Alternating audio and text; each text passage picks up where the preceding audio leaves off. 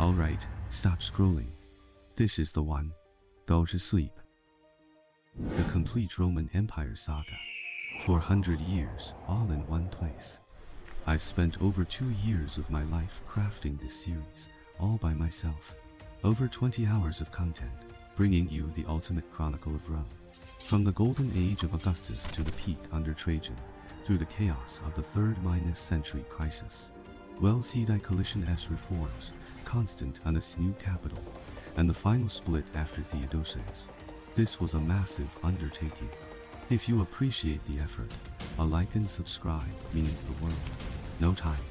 Hit save for later, so you don't lose it. Now let's begin. Welcome to the Roman MP.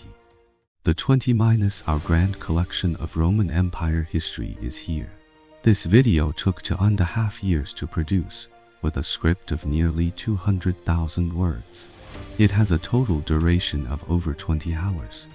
The content covers more than 400 years of Roman Empire history, starting from the Augustan era in 27 BC, including the era of the 5 good emperors with Trajan, the 3rd century crisis where 30 emperors were changed in 50 years, Diocletian's tetrarchy, Constantine's relocation of the capital to Constantinople, until the death of Theodosius in 395 AD. The content of the latter 200 years is particularly detailed. Understand the history of the unified era of the Roman Empire in one go. I sincerely ask all viewers and friends for your likes, shares, and subscriptions. If you don't have time to watch it right now, you can save it for later. Now, let us journey together back to the Roman Empire of the classical era. The year 1453 is a date etched into the DNA of many people, because on May 29th of that year, an ancient empire, along with a great city, fell. This empire once spanned 3 continents of Europe, Asia, and Africa, and this great city had served as its capital for over 1,000 years. It guarded the throat of communication between 2 continents and was the undisputed political, economic, and cultural center. Its urban architecture represented the highest level of its time, like an ever-burning lighthouse, guiding merchants and travelers on their way forward. To this day, it still stands on the narrow waterway between the Mediterranean and the Black Sea. This city has had many names in history. The one used for the longest time comes from a Roman emperor, Constantine. In 328 AD, this old man drew a circle on the shore of the Sea of Marmara. The magnificent city that rose from the ground was called Constantinople. Constantinople played an important role from the late classical era onwards. But before Constantine's gaze fell upon it, this city on the dividing line of the Eurasian continent was just an unremarkable small fishing village. Why did Constantine move the great capital of the Roman Empire from Rome to here? Why did this small fishing village by the sea so rapidly develop into a world-renowned international metropolis? Let's roll the intro. In 324 AD, the era of civil war that had lasted for nearly 20 years since Diocletian's abdication finally came to an end at the hands of Constantine. After reunifying the empire, this great ruler's top priority was not to implement reforms, nor to strike at the barbarians, and not even to solve the pressing issue of Christian heresy. His gaze swept over the cities of the Eastern Empire, and he began to prepare for the construction of a new capital. This was not a sudden whim of Constantine's. In the early 4th century, although the ancient city of Rome was still the official capital of the empire, the emperor's presence was rarely seen there. In the era of Diocletian, the capitals of the 4 emperors were located near the imperial frontiers in Trier, Milan, Sirmium, and Nicomedia. Diocletian himself only visited the imperial capital at the beginning of his reign and during the triumphal procession in the early 4th century. Constantine, even more so, only made a brief stop in Rome after the Battle of the Milvia and Brigand, then went to regions closer to the front lines. What was wrong with the ancient capital of Rome? which had long been the empire's firstborn, that it turned from a sweet pastry in the emperor's hands into a hot potato. Rome was not built in a day, nor did it decline in a day. The decline of the city of Rome had long minus determined multifaceted reasons. In the early empire, as the imperial territory gradually expanded, the status of the provincial regions was constantly elevated to better govern the newly conquered areas. Correspondingly, the lofty status and various privileges of the city of Rome were gradually weakened. In political terms, the gap with other cities was constantly narrowing. Compared to the loss of political status, economic decline was clearly more fatal. In the Roman Republic and the early empire, agriculture was the pillar of the Roman economy. The main producing areas of agricultural products were Italy, Gaul, Africa, Sicily, and Hispania. The Italian peninsula, Sicily, and Gaul, as the economic centers of the Roman Empire, provided a steady stream of wealth to the city of Rome. But nothing is eternal. As the Roman Empire transitioned from stability to turmoil, especially after the chaotic warfare of the 3rd century, the economy of the western part of the empire suffered a devastating blow. The population plummeted, agriculture stagnated, and commerce withered. In contrast, the eastern part of the empire suffered less damage. The economic center of the empire gradually shifted eastward. The city of Rome lost its vast economic hinterland, and its economic situation deteriorated day by day. Since the Roman emperor could not secure wealth in Rome, it was natural to lead the officials to seek sustenance in the relatively wealthy eastern regions. Constantine's choice to abandon Rome was also to clear the obstacles on his path to centralized power and to avoid the intricate network of power. The city of Rome had been the capital of the Romans for nearly 1,000 years. Various forces were deeply entrenched. High officials and nobles were corrupt and degenerate. The people's thinking was stagnant. And at this time, the tide of history was already pushing Rome from the Principate to the dominate. Moving the capital to the east was beneficial for the establishment of a monarchy and the consolidation of centralized autocratic rule. Because the nations and peoples of the eastern regions had long been accustomed to autocratic rule, several great empires had risen in the eastern regions, such as the ancient Babylonian Empire, the Assyrian Empire, the Persian Empire, and the Alexandrian Empire. The people there did not have the aristocratic republican tradition of ancient Rome, and the Senate in Rome, although it was already a mere shadow of its former self, a starved camel is still bigger than a horse. In the early 4th century, it could still stir up major trouble, like supporting Maxentius and expelling the legitimate emperor Severus II. If the emperor continued to stay in Rome, it would be like a monk who can't escape the temple. So why not just tear down the old temple and build a new one? The city of Rome also had obvious strategic weaknesses. In its heyday, the Romans could actively attack the barbarians north of the Rhine and Danube from the northern border. But times had changed. At this time, the Roman border was under huge defense pressure on almost all fronts. In this situation, a good military command center was very important. The geographical location of the imperial capital, Rome, had been extremely advantageous for many years in the past. But as the course of history moved forward, Rome, as the military command center of a vast empire, became more and more strained. In the early reign of the restorer of the world, Aurelian, the city of Rome even became a heavy burden that tied down the emperor's military forces against the Alemanni. Aurelian had to leave the frontier to defend the capital. In the new situation, the Roman emperors needed to quickly grasp intelligence and strike in a timely manner when there was movement on the border, thus quickly and effectively defending the empire's land and people. The city of Rome, located in central Apennine, was in the deep rear, too far from the military units and battlefields, making it difficult to transmit military intelligence in a timely manner.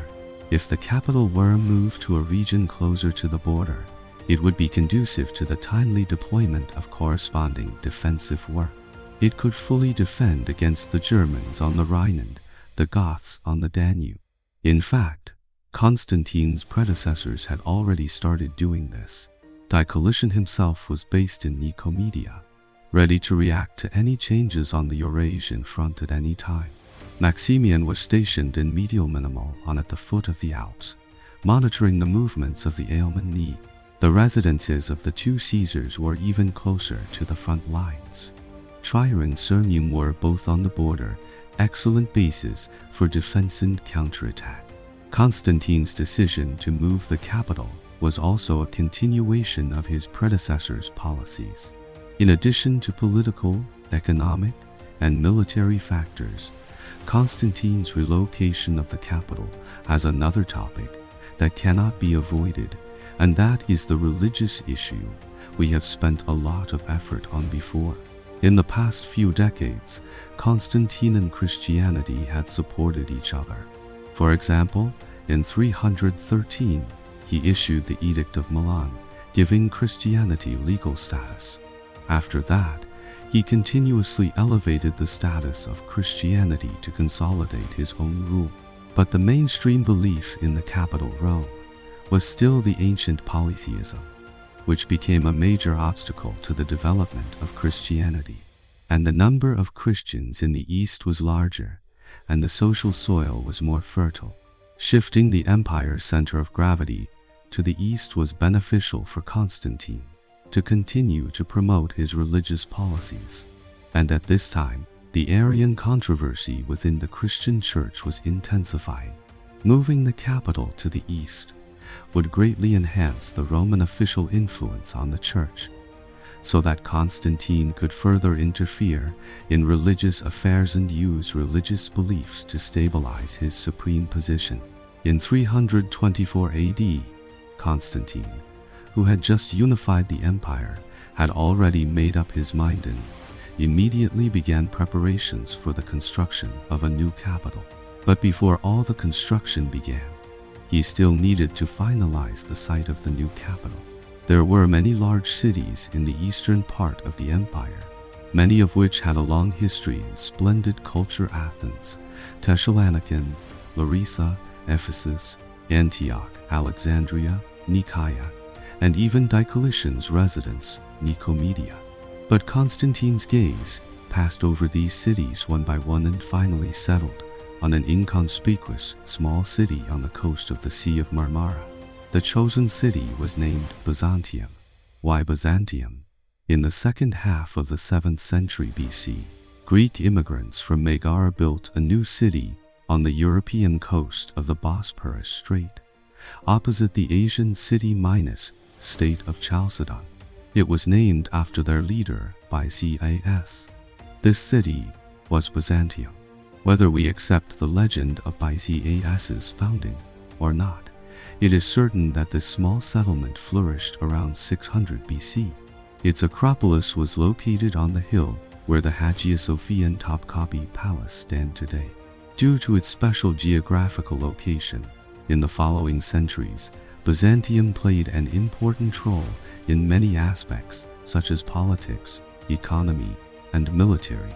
The Roman historian Tacitus once commented the Greeks in the past built Byzantium on the very edge of Europe, facing the narrowest part of the strait that separates Europe and Asia.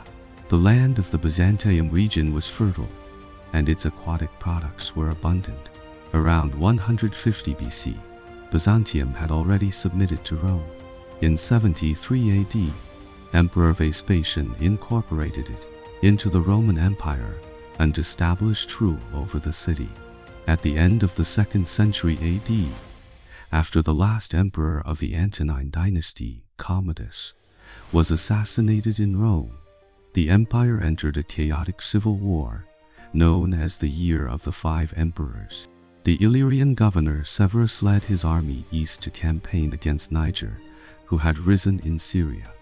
But he hit a hard nail on the border of Europe and Asia. He was stalled under the walls of Byzantium for a long time, and after breaking the city, plundered it extensively to vent his anger. Byzantium suffered heavy losses and was almost razed to the ground. However, Severus still understood the importance of this city and soon rebuilt it. Byzantium was obscure in the 3rd century until the early 4th century, when Constantine and Lichens fought their second war. Constantine personally came to the walls of Byzantium and had a fierce exchange of views with the city's defenders. This must have left a deep impression on him. And this small city, which had always been inconspicuous, was about to soar with the east wind of the empire.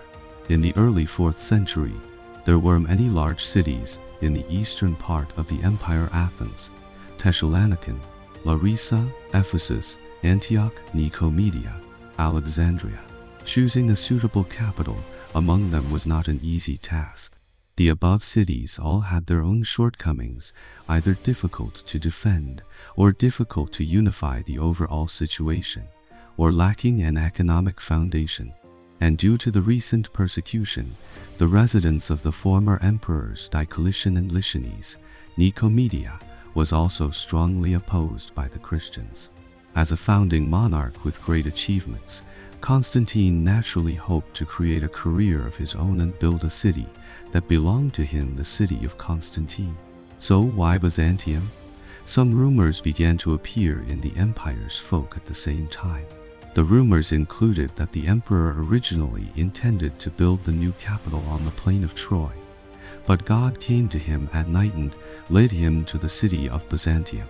When he stopped and hesitated at Chalcedon, a group of eagles flew down from the mountains, snatched the builder's tools, and took them to the exit of the Bosporus Strait. There is also a record that Constantine dreamed of a wrinkled old woman who suddenly turned into a beautiful young girl. And a few nights later, he dreamed of the late Pope Sylvester, who explained to him that this old woman was the city of Byzantium, and he was destined to rejuvenate this city. But in fact, it is very likely that these rumors were actively created by the emperor to promote the relocation of the capital, or they were the folk's embellishment of the monarch's decision to move the capital. The reason Constantine chose Byzantium was essentially the same as the reason he abandoned the city of Rome. Now let us first understand the unique geographical conditions of Byzantium. Between the Mediterranean and the Black Sea, there is a narrow waterway. It not only connects the two bodies of water, but also cuts the Eurasian continent in half. If ancient Greek sailors wanted to return home from the Black Sea, they needed to pass through three bodies of water: the Bosporus, the Sea of Marmara, and the Hellespont. From the entrance of the Bosporus straight to the exit of the Hellespont, the voyage was about 120 miles. If one were to sail west through the Sea of Propontis, the first sight to leap into view would be the highlands of Thrace and Bithynia in the distance. Further away, towering even higher, was Mount Olympus, its peaks covered with snow year-round. To its left, gradually approaching the horizon, was a bay that penetrated deep into the land. Diocletian's imperial capital, Nicomedia, was located at the bottom of the bay. Then, after passing through the pearl chain of islands like Cycazus and Proconsus, one would anchor at the Gallipoli Peninsula. Here, the sea that separated the two continents of Europe and Asia narrowed again, once more becoming a long, narrow strait, the Hellespont. Many years ago, the Persian king Xerxes had set out on his campaign to conquer Greece from a pontoon bridge here. The homeland of Roman mythology, Troy, was also located not far away. The city of Byzantium was located on the border of Thrace, on a peninsula shaped like an unequal minus-sided triangle. The sharp tip pointed east towards the Asian coast, gazing at the waves of the Bosporus Strait. The northern part of the city was bordered by a harbor, and the south faced the Sea of Propontis, or the Sea of Marmara. The base of the triangle faced west, adjoining the European continent. The water of the Black Sea flowed through the winding waterway, rushing rapidly towards the Mediterranean day and night. From the Chianaean rocks to the harbor at the tip of Byzantium, The winding Bosporus Strait was 16 miles long and generally about a mile and a half wide. The Bosporus was not only famous in history, but also known in ancient mythology. The steep, tree-lined shores were dotted with temples and sacred altars, including two famous temples, the Temple of Serapis and the Temple of Jupiter Urias. The harbor on the north side of Byzantium was like an arm of the Bosporus. Its curved part was like the horn of a road, or rather, more like the curved horn of a bull, hence the name Golden Horn. Byzantium seemed to be a great capital specially designed by nature for Constantine. This city, located at 41 degrees north latitude, allowed people to overlook the coasts of both Europe and Asia from its 7 hills. The climate here was mild and pleasant, the land fertile and rich, and the harbor wide and safe. Located on the edge of the continent, within a small area, it was very easy to defend. The Bosporus and Hellespont Straits were also like two city walls. When the enemy came from the sea, it could close its gates and defend itself, yet it could also open its doors to trading fleets at any time. Even if the gates of these two straits were all closed, the capital, relying on the vast land it enclosed, could still produce various goods to meet the living needs of the city's residents. Byzantium not only had an unparalleled geographical location, but was also accessible from all directions, which was extremely beneficial for economic exchange. Byzantium had a vast economic hinterland. The productivity of Thrace and Asia Minor was sufficient to support the great capital of the empire. The convenient sea transportation also greatly promoted the commercial activities of the place.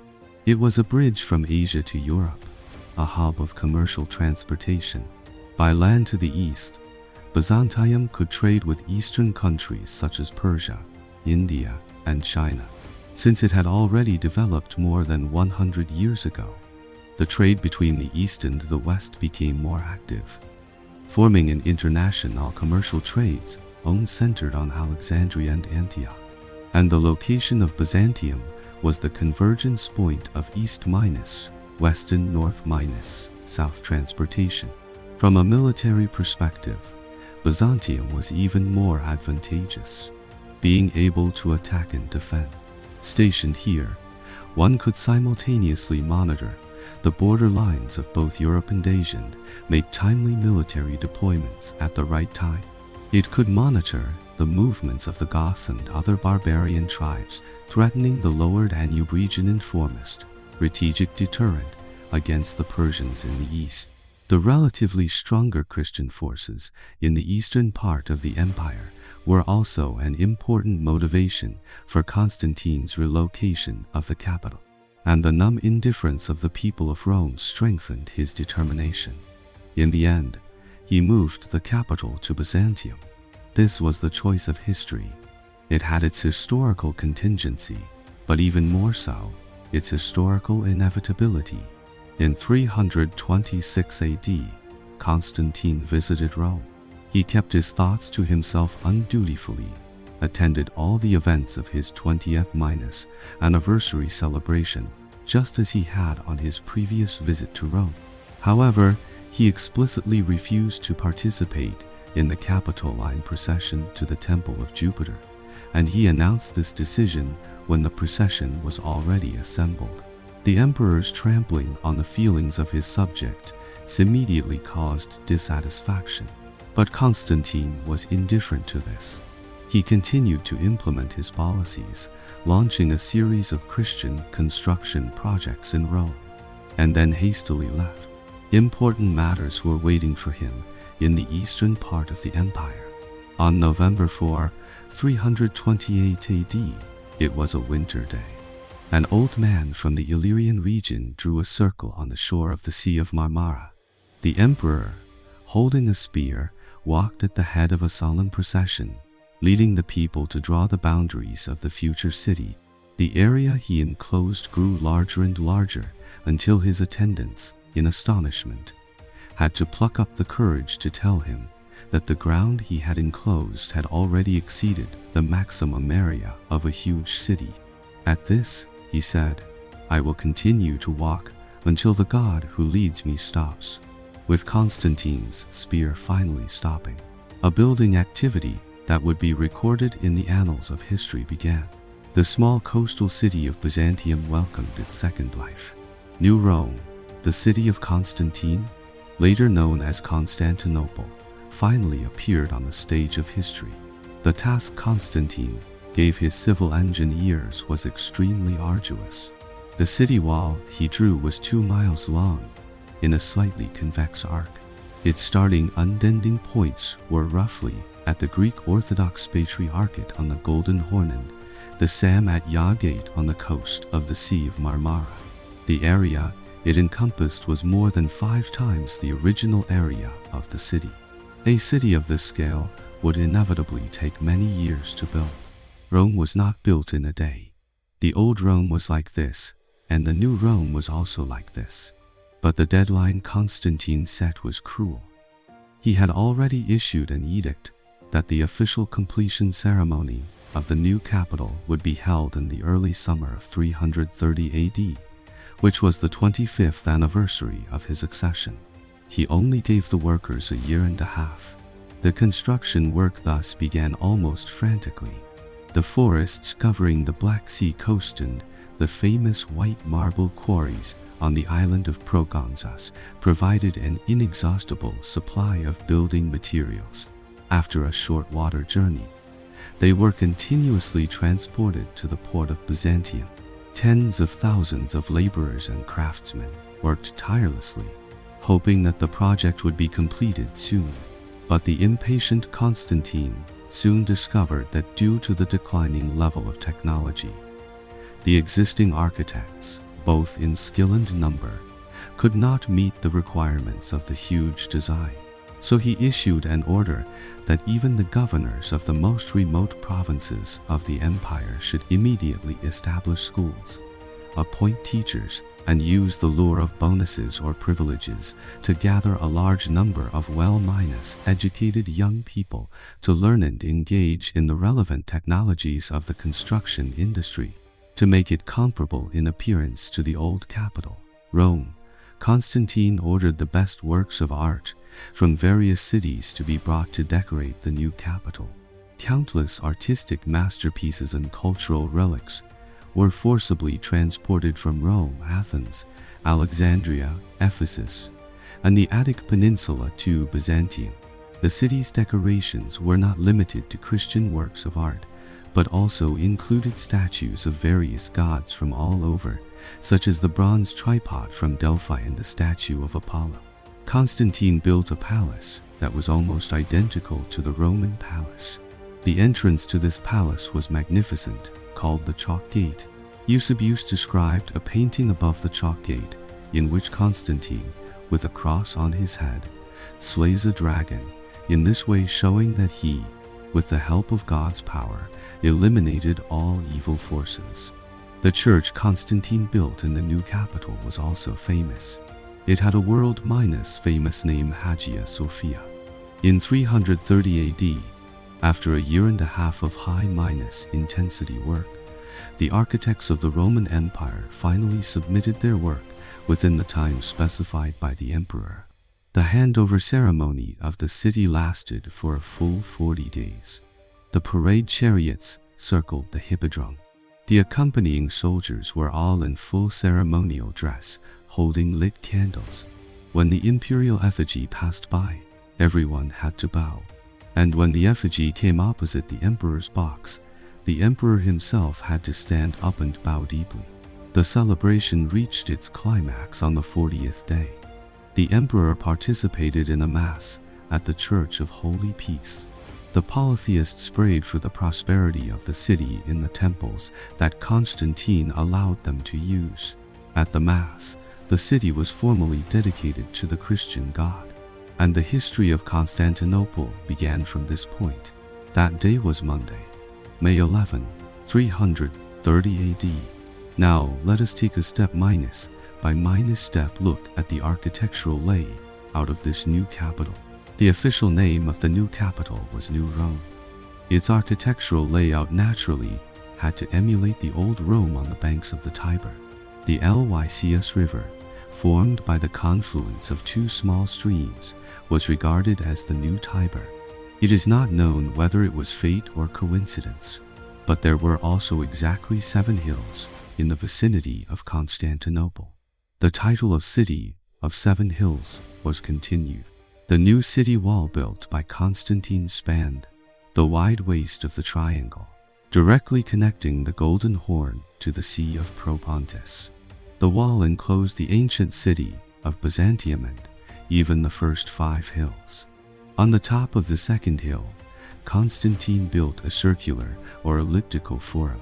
The 2 opposite entrances to the forum were made in the shape of triumphal arches. The surrounding colonnades were filled with various statues. In the center stood a tall stone column, called the burnt column because it was damaged by fire.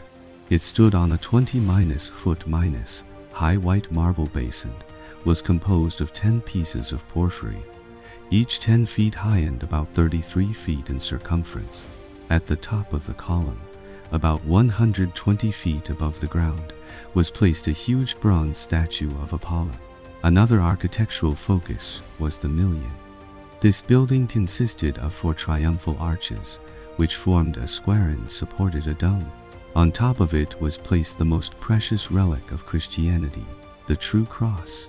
This was brought back from Jerusalem by the Empress Dowager Helena before her death. The mileage to all parts of the empire was measured from there. In fact, the Million was regarded as the center of the world. To its east, on the site of the original temple of Aphrodite, the first Christian church of the new capital was built. It was not dedicated to a saint or a martyr, but to the holy peace bestowed by God. A few years later, another larger and more magnificent new church was built next to this church. This church was dedicated to the holy wisdom bestowed by God, that is, the Hagia Sophia. An important difference between Constantinople and Rome was that the new capital did not have a strong polytheistic tradition. From the beginning, it had Christian cultural characteristics. 400 or 500 meters towards the Sea of Marmara was the hippodrome built by Constantine. On the central line of the racetracks stood one of the city's oldest classical relics, the called Serpent Column, which Constantine had brought from Delphi. It was originally built by the Greek city-states to commemorate their great victory over the Persians at the Battle of Plataea in 479 BC and was erected in the Temple of Apollo. On the east side of the hippodrome was the Emperor's Box, equipped with a spiral staircase. It led directly to the Imperial Palace, which consisted of a series of reception rooms, officials' offices, various government departments, baths, barracks, and parade grounds. There were some magnificent buildings there, almost no less than the palace in Rome, plus the attached courtyards, gardens, colonnades, etc. The great baths of Constantinople were also landmark buildings. They were decorated with tall columns, various marble carvings, and more than 60 bronze statues. The city's main avenue extended westward and then split in 2. The north road led to Hadrianopolis, and the west road pointed to Thessalonica. A document from 100 years later recorded the number of buildings in Constantinople. There was 1 school or academy, 1 hippodrome, 2 theaters, 8 public baths, 153 private baths, 52 colonnades, 5 granaries, 8 aqueducts or reservoirs for large halls for Senate meetings or court trials, 14 churches, 14 palaces, and 4,388 houses. In short, everything that could show the grandeur and magnificence of a great capital, and could provide convenience and entertainment for its numerous residents, was all encompassing within the high walls of Constantinople.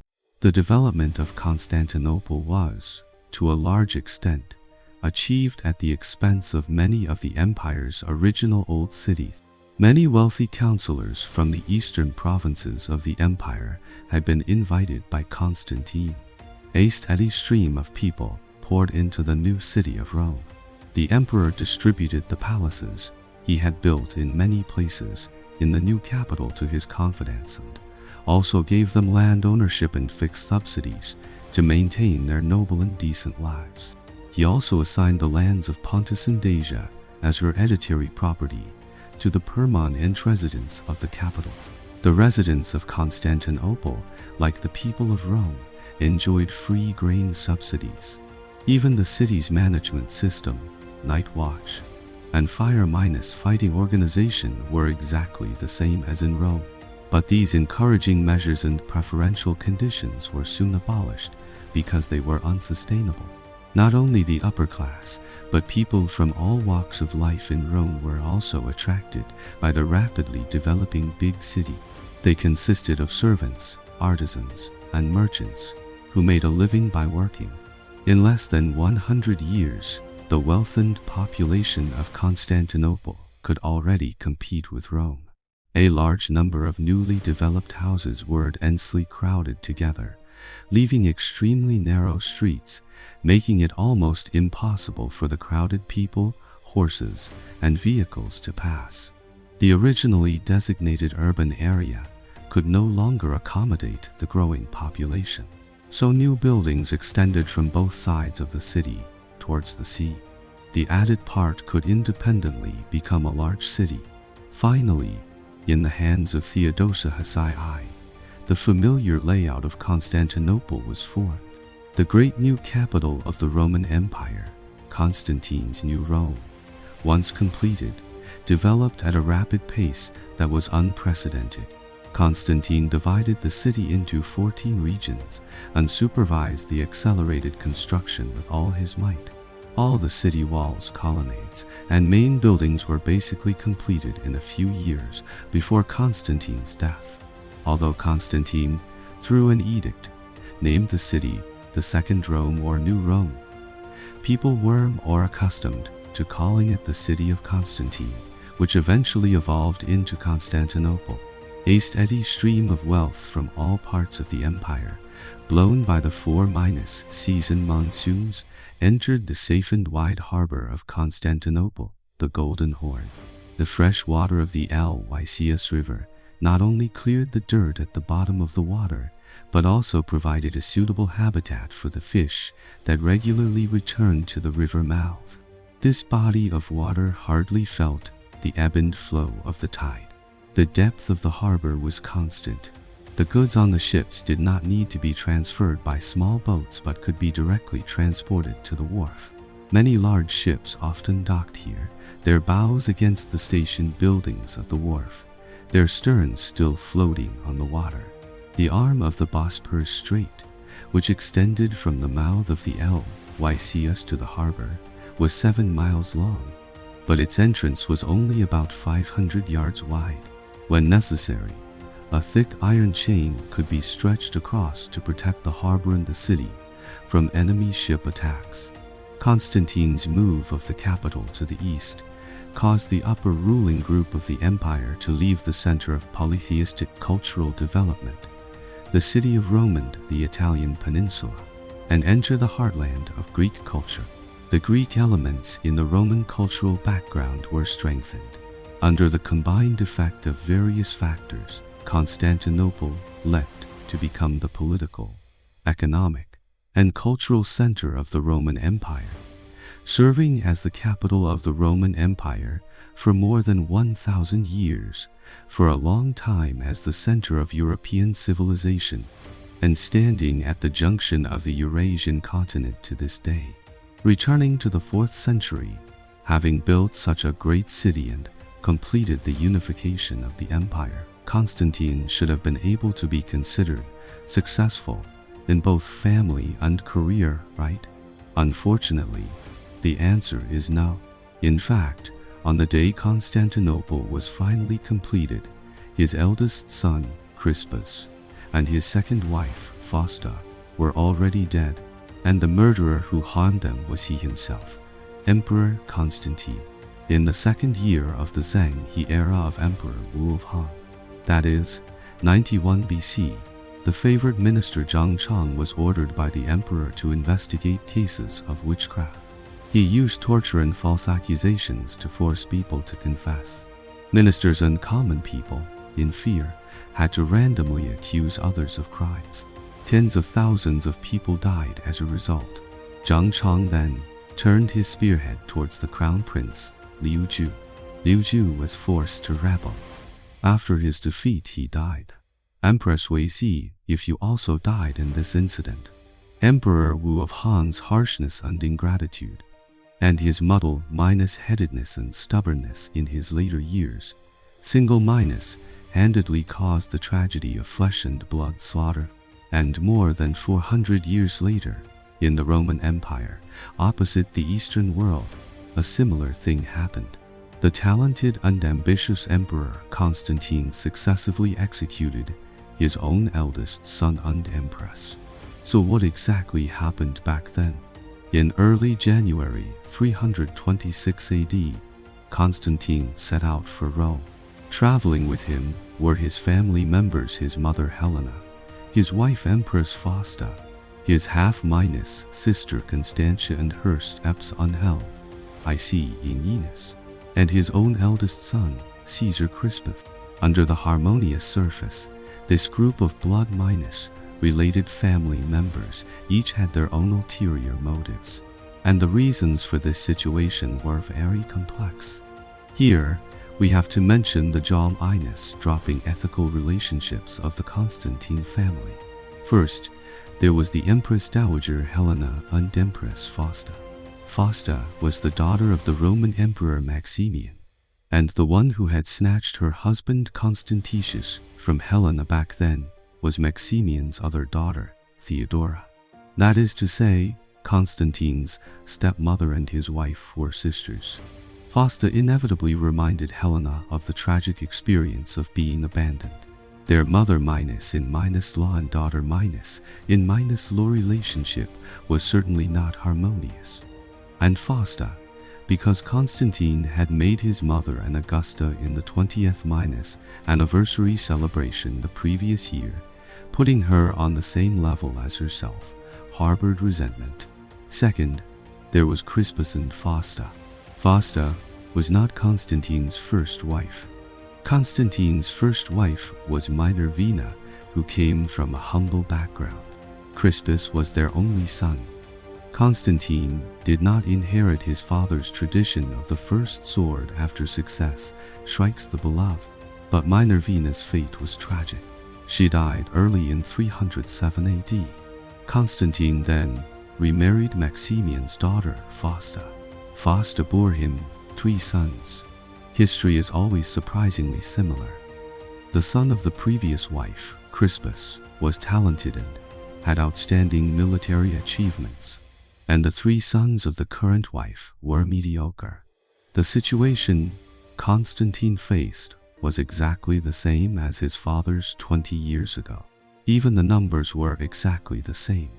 To fight for the interests of her own sons, an irreconcilable conflict inevitably arose between Fausta and Crispus. Third, there was Constantia and Eninus. Lichines had been executed by Constantine not long ago. This pair of orphan and widow felt they were living under someone else's roof, their fate uncertain, and their lives in danger at any time. They would not have the opportunity to enjoy family affection at all. Finally, there was the father and son pair, Constantine and Crispus. Crispus himself, to some extent, had already realized his father's growing jealousy of his great victory in the naval battle of the Hellespont, and even more jealousy of the armies and the common people's support for him, which now exceeded that for the emperor himself. The previous year, his command in Gaul had been revoked and given to his half-brother, the still far from adult Constantine II, and the consulship of 326 AD was given to his even younger brother, Constantius. Crispus's situation with his father was extremely similar. The mentality of the two also gradually underwent a subtle change, After the above review, I don't know how everyone feels. Anyway, I am already deeply impressed by the ethics and complex relationships of this family. Paper cannot wrap fire. The above contradictions soon broke out collectively. In February of that year, on a certain day when the Imperial family arrived at Asi, Artica or Sirmium, Crispus and Ic in Enos were arrested without warning and Wars utterly executed in Pola a few days later. Not long after, another important figure, Empress Fausta, suddenly died in a hot bath. It is not known whether she was strangled, stabbed, or suffocated. The rapid development of the situation was astonishing. The bloody royal struggle also gradually emerged with the occurrence of the murders. Crispus was Constantine's eldest son and the legitimate heir to the empire. Historians describe him as a friendly and accomplished young man. When he was 17, Constantine granted him the title of Caesar and gave him the right to govern the provinces of Gaul. The father and son shared command of the empire's military forces. When Constantine was active along the Danube, Crispus was also fighting in Gaul, sharing the pressure from the frontier for his father and fully demonstrating his military talent. In the subsequent war with Lichines, Crispus, in the naval battle of the Hellespont, achieved a victory with a weaker force, laying the foundation for Constantine's final victory.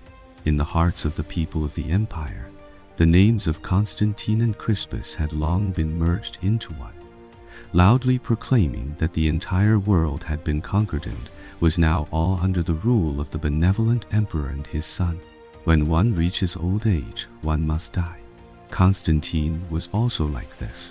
An emperor in his later years is difficult to win public affection, but the young Crispus was full of enterprising spirit. He won the love and support of the people. Constantine smelled the air of danger. Whether as a father or an emperor, he could not tolerate someone being on an equal footing with him for a long time. The weakening and restriction of Crispus's power thus began. Constantine continuously promoted the status of his other sons. Crispus's military power was also strict. Not only did he not get the high position of Augustus, but he was also confined in his father's palace like a prisoner. His insidious enemies were allowed to slander him maliciously. Constantine also timely issued an edict, clearly stating that he suspected someone was plotting to overthrow him and the government. He did not hesitate to use honor or heavy money as bait to call for informers of all levels. Even consuls and ministers could boldly report. Even friends or the closest confidants were no exception. At the same time, he solemnly announced that he would personally listen to these accusations and take revenge on those who were harmful to him. Crispus was already on the edge of a cliff, and his stepmother, Fausta, decided to help him take the last step of his life. There are many theories in history about the reason for Crispus's sudden execution. One is similar to Emperor Wu Han, Liu Che, and Crown Prince Yu Ju. Crispus, after being suspected by his father, decided to make a desperate move. He secretly conspired with Lic in Enos, but the plot was leaked, and he was executed. The second is that Crispus tried to seduce his stepmother, Fausta. Fausta firmly refused and told her husband. Constantine, after being cuckolded, was furious and executed his eldest son. But these two theories cannot explain Fausta's sudden death. So the most likely reason is that Crispus's tragedy stemmed from his stepmother Fausta's conspiracy. Fausta may have tried to seduce Crispus and was rejected, or she may have tried to get rid of Crispus to pave the way for her own sons. So she chose to spread rumors in front of her husband, falsely accusing Crispus of having incestuous intentions towards her, his chaste queen. Since the emperor already had a grudge against his eldest son, in a fit of rage, he issued an edict to execute this young prince. Regardless of the real reason behind the incident, in 326 AD, Crispus, who had once been famous in Gaul and commanded the Imperial seas, the 26-year-old heir, thus died unclearly in the prison set up by his own father. Looking at the subsequent history, it is truly regrettable that this capable eldest son of the emperor could not inherit the Roman Empire. Lic and Eunice also died along with Crispus. Constantine's favorite sister wept bitterly, begging him to spare her son, saying that her son was guilty of nothing but his birth. Even so, it completely failed to move Constantine's stubborn suspicion. Constantia died soon after her son was killed. The stories of these unfortunate princes, the truth of their crimes, the way they were tried, and the details of how they were executed are all shrouded in an unknowable mystery. Eusebius, in his Life of Constantine, was vague and evasive about this historical fact. The heir of the Roman Empire, Constantine's eldest son Crispus, died unjustly.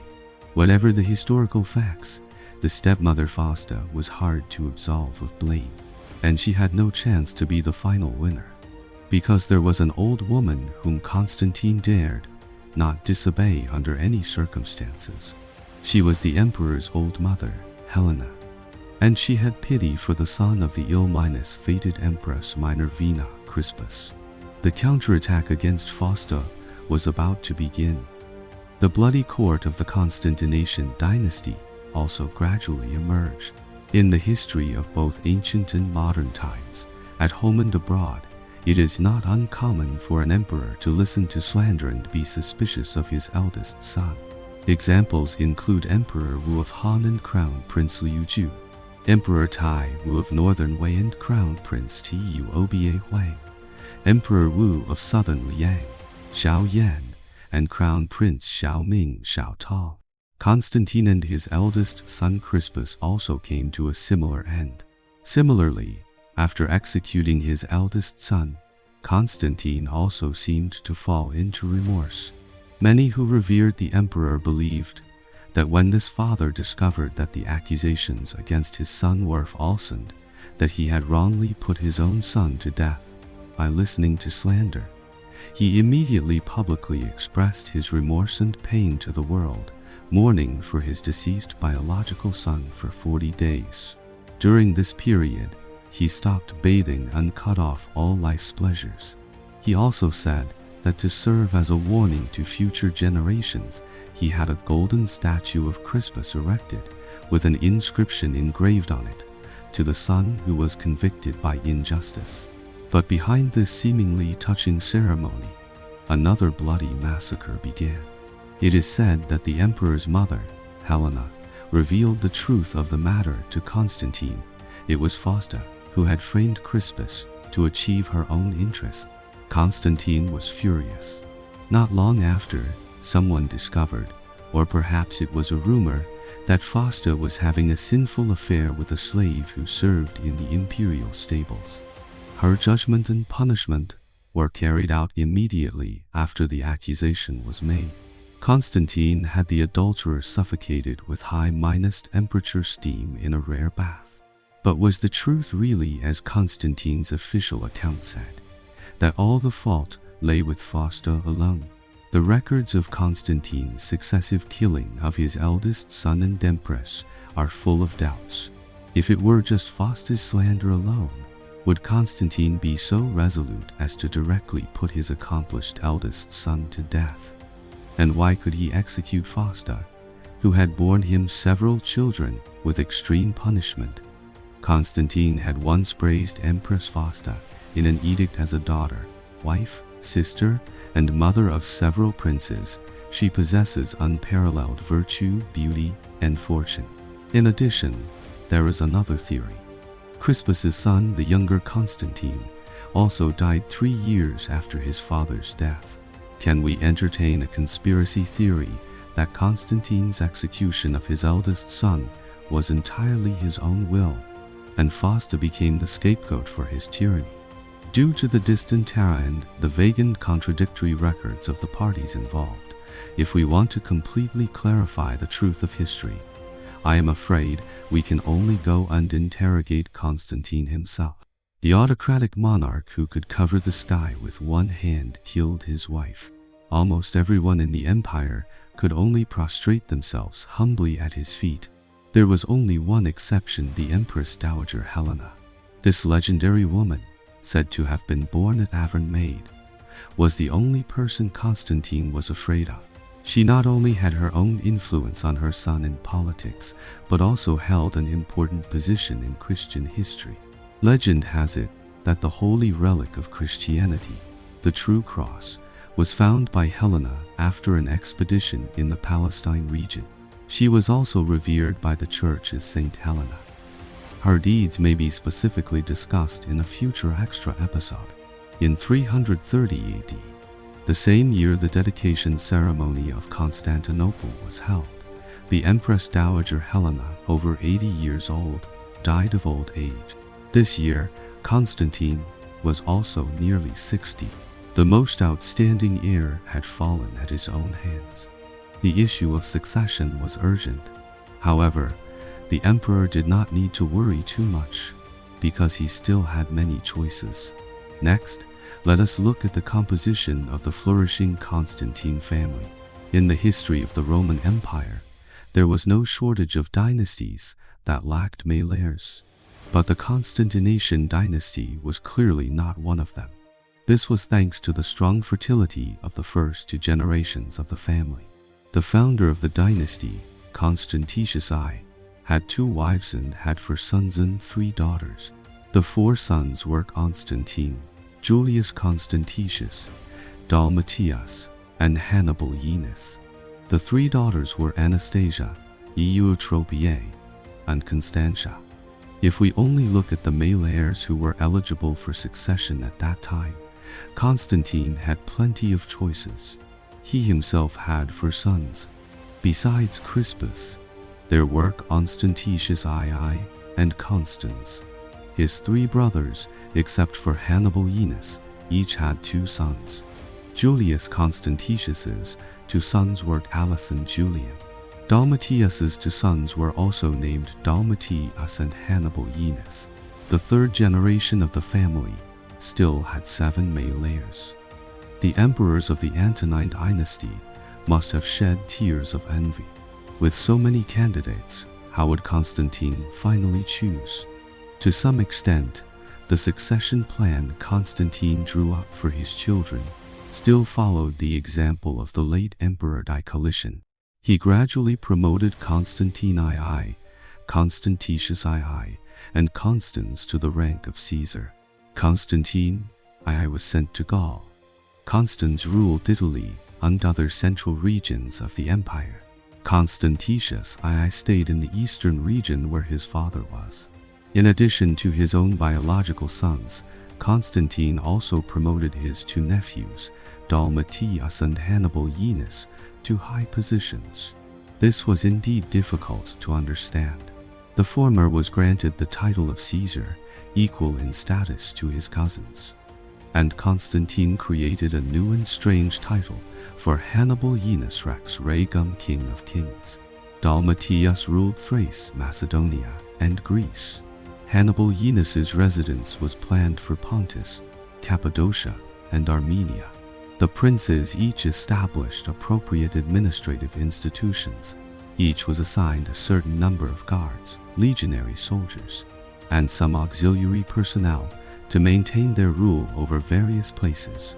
Constantine selected confidants to be placed by the Caesar's side, serving as ministers and military commanders, to assist the young princes in exercising their granted authority and to control them when necessary to prevent mistakes.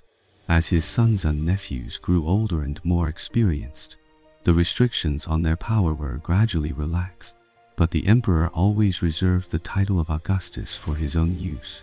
Although he often delegated the Caesars to the army and the provinces, he always made sure that the entire empire obeyed Constantine himself. He had to ensure that he was the only supreme leader of the empire. For the future of the empire, Constantine also paid more attention to the education of the next generation. They had to undergo various physical exercises to prepare for the tiring life of war and the busy high minus level duties in the future. It is not known whether it was a later embellishment, but there are records that Constantius II excelled in sports such as long jump and running. It is also said that he was a skilled archer and a proficient horseman, able to use all the weapons of both cavalry and infantry. To increase the knowledge of his several sons and nephews, Constantine's requirements for cultural education were also very strict. But unfortunately, the effect was not outstanding. The emperor spared no expense to invite famous scholars to teach Christian doctrine, Greek philosophy, and Roman jurisprudence. As for teaching the young men how to govern and how to know and use people, he taught them by his own example. But Constantine's own talent was gained from the tempering of long struggles in adversity, in the pain of his father's first sword, in the perilous court of Galerius. He gradually learned to control his emotions, step by step becoming cautious and strong, ultimately ensuring his own safe development and future great achievements. But the circumstances his next generation lived in were completely different. They were the destined heirs, born and educated in the palace, surrounded by flatterers from a young age, living a life of luxury and pleasure, and thinking only of the throne they would inherit. They were in a high and noble position, not allowing themselves to condescend to understand the truth of matters, because when they looked down from a high position, all people would seem ordinary, and all things would seem simple. In such a state of life, how could one expect these third-generation descendants, born into wealth and nobility, to have the mindset of a founder? Did Constantine attach importance to the cultivation of the empire's heirs? From the unsparing educational methods he used for his sons and nephews, he undoubtedly did. But the fundamental mistake had already been made. The most outstanding heir, Crispus, had fallen at his own hands. The other third-generation princes were not up to the task. The consequence of Constantine's wrongful killing of his eldest son was not only the change of the empire's heir, but also the opening of a Pandora's box of bloody internal strife for the family. Constantine would not have thought that after his death, his next generation would fall into a frenzy of internal family slaughter. Blood would dye the background of the dynasty crimson and dark. These are all later stories. At least before Constantine's death, the empire and the imperial family still maintained a superficial stability. The series of reforms the emperor carried out were also gradually implemented. The imperial officials could still publicize the old emperor's civil and military achievements. The Roman emperor Constantine I, in the mouths of later generations, has a completely different image. The space for everyone's judgment ranges from the highest heavens to the lowest hell. Supporters believe that Constantine was the builder of the great new capital of the empire, the defender of the empire's security, and the champion of the Christian faith, a perfect sage minus king. Especially the representatives of Christian historians gave him the title of the Great. But opponents believe that Constantine was a moral demon who killed his wife and son, a profligate prodigal, and an extremely autocratic and cruel tyrant. What kind of person was Constantine really? We have already learned about the 18 years of Constantine's history from his accession to the unification of the empire. Next, let us continue to learn about Constantine's 13-year rule after that, and his changes and reforms in various aspects of the empire, so as to outline a richer image of Constantine for everyone. In 330 AD, with the construction of Constantinople largely completed, the establishment of the new capital's institutional system became a top priority. Unlike the early empire's hierarchical system, which still retained the traditions of the old republic, the hierarchical system of the Constantinian era became more and more rigid.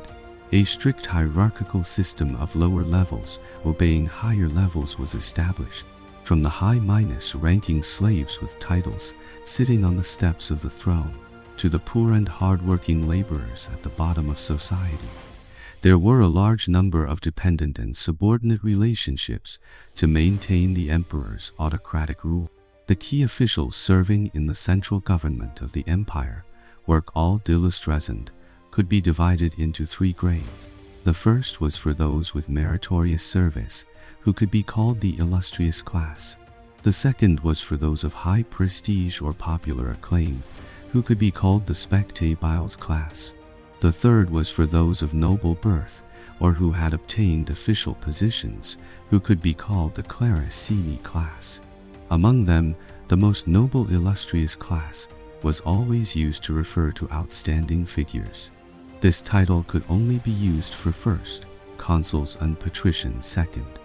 The commanders of the palace guard, including the prefects of Roman Constantinople third, the masters of the cavalry and infantry fourth, the 7 ministers in the palace who served the emperor and were responsible for sacred duties. Each rank had extremely strict markers and regulations. The level of status was expressed through various meaningless and solemn ceremonies. When meeting high-ranking officials of the empire, or even the monarch himself, one always had to add some inexplicable titles, such as Your Noble Excellency, Your Excellent Excellency, Your Sublime and Marvelous Great Excellency, Your Illustrious and Majestic Lordship, etc. On the appointment letters for new positions, there would always be decorations representing their official rank, such as portraits or images of the reigning emperor, chariots participating in triumphal processions, etc. The officials' behavior, dress, accessories, and entourage were all carefully arranged, requiring the greatest respect to be shown to the officials appointed by His Majesty the Emperor. The ceremonial system of the Roman court was really like a good play, full of actors with different personalities and positions, repeating the same language and imitating the same actions according to the most primitive character templates. The structure of the Roman nobility also underwent many changes in the Constantine era. A more important manifestation was that the consul, who was once the head of state in the Republican era. In the era of Diocletian, the consul was changed to be elected by the Senate, which had basically become a formality. The process of the consul changing from a substantive position to a nominal one was already irreversible, and in Constantine's hands, the appointment of the consul had become his one-man decision. The power and duties of the consul were also greatly reduced, only attending celebration activities on major festivals to embody the almost vanished Roman Republican tradition. After completing these traditional activities, the consul could retire behind the scenes. They could not preside over the state's administrative meetings, nor could they participate in major national decisions. It did not matter if these people had no talent at all. They had become the emperor's puppets. But although the consul had almost become a purely honorary title, its title was still a glorious goal that ambitious people pursued with all their heart, because this was the highest reward for noble character and loyal service. Constantine restored the title of the traditional Roman patrician, but only used it as an honor conferred on a certain person, not a hereditary title.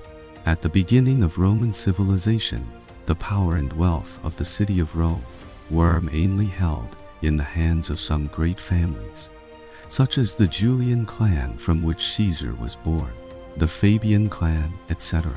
But as the history of the empire continued to advance, the struggles of the tribunes became frequent, the losses of war, and after the geological era arrived, the traditional old Roman nobles were already few and far between.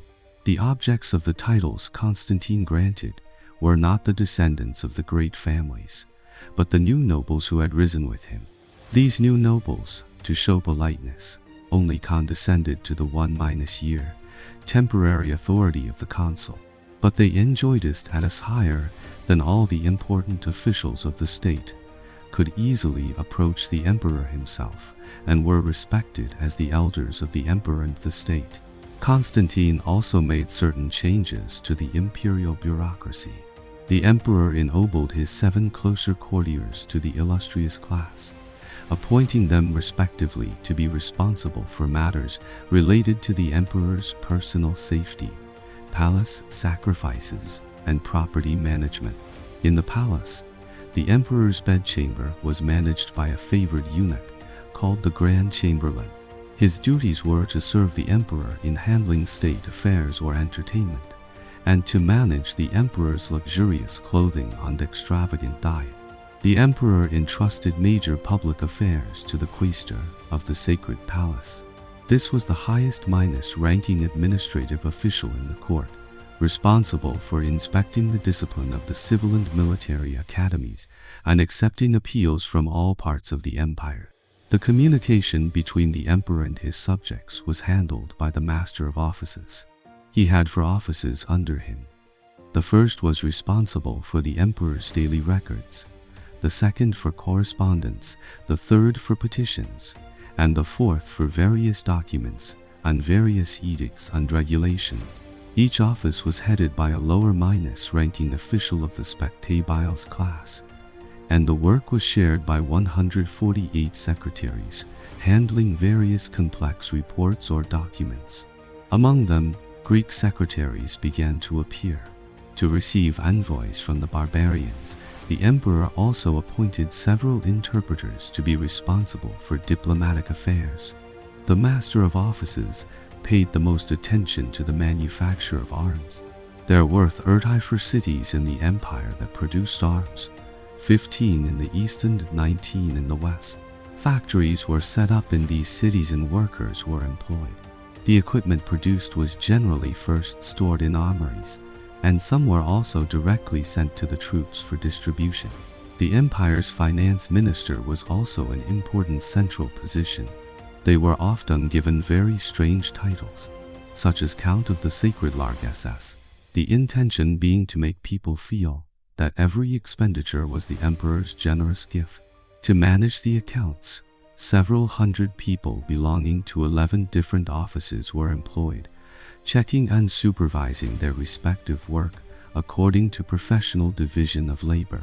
In addition, there was the Count of the Private Estate, mainly responsible for supervising the empire's foreign trade activities and controlling all the production factories of wool and linen products, as well as the production processes, including spinning, weaving, and dyeing.